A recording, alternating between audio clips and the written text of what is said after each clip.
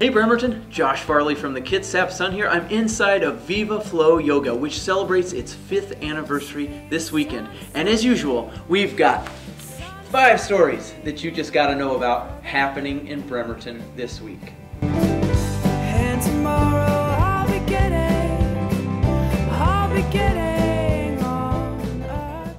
Welcome back to this edition of the Bremerton Beat Blast, sponsored by the Admiral Theater. Story number 1 today. After more than a year of being dry, Bremerton's Harborside Fountain Park is now once again firing on all 5 of its submarine sail-shaped cylinders. It took $75,000 in tax money, as well as a complete plumbing overhaul, but Bremerton Parks and Recreation Director Jeff Elevato tells me that now that they've had the fountain fix in the rearview mirror, they should be shipshape for years to come.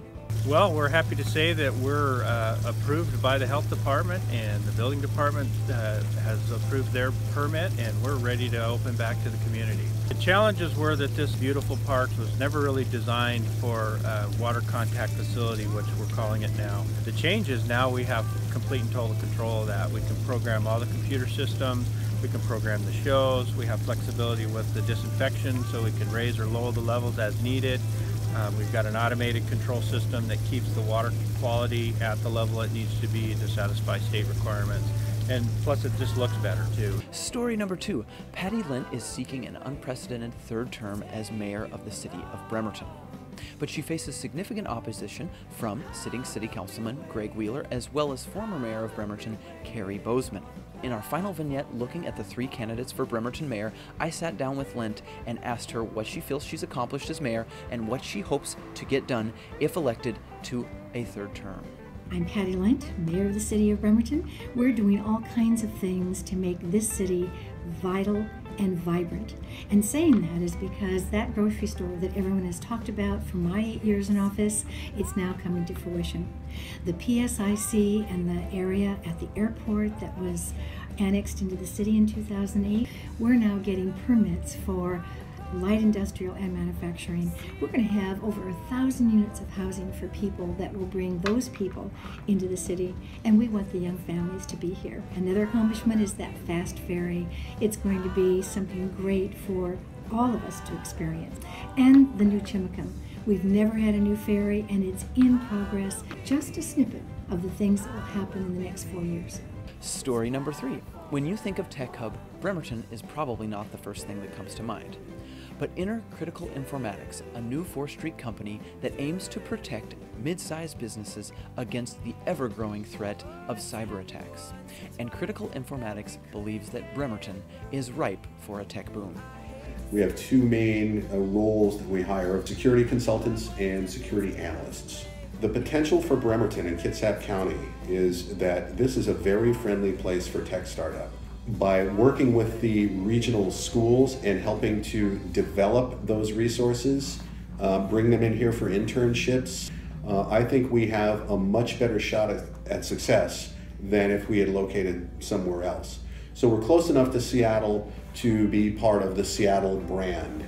But on the other hand, we are able to run a business here where we can develop our own resources, where we can manage our costs a lot better, and frankly, the quality of life is a lot higher. Story number 4 on the Bremerton Beat Blast this week is about Our Gyms, a unique mentoring program that works across Kitsap County's schools as well as ones in Bremerton. As Our Gyms prepares for its annual fundraiser on Saturday, we take a look at how it is empowering local youth. So what we do is we build a sisterhood, and now we're building a brotherhood with our gents.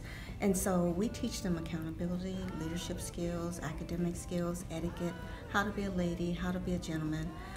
We teach them all the soft skills that they need to make a good community person. We have such wonderful young people that live here in Kitsap County, and we know that they're brilliant. They have the potential, they have all of the talents and skills. They just need someone to come alongside to just find the brilliance, to remind them of that brilliance that's on the inside and kind of hone the shine, so to speak. Our Gyms holds its annual fundraiser on Saturday at Olympic College between 11 and 2. And finally, story number 5 on the Beat Blast this week.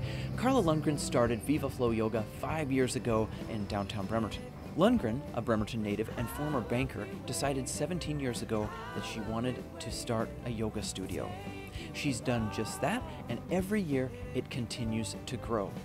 I was a part of a Navy family, and so it was important to me to have a business in a community that I love and also that supports the military. The style of yoga that we mostly provide is called Vinyasa. Vinyasa means flow, hence the name Viva Flow.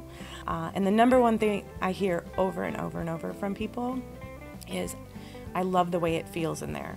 You know, just coming in and sitting in the lobby, you know, we've just cultivated this feeling of home and healing, and people will come in and say, oh, I feel like I walked into someone's living room. That's going to do it for this edition of the Bremerton Beat Blast. It's a little cloudy today, but look for temperatures to get nearer to the 70s as the weekend approaches. Enjoy the rest of your week, Bremerton. We'll see you again next Tuesday. Special thanks to this week's guest recording artist, Michaela Kingslight of Bremerton. Kingslight's song, Platform 1, was featured. I will be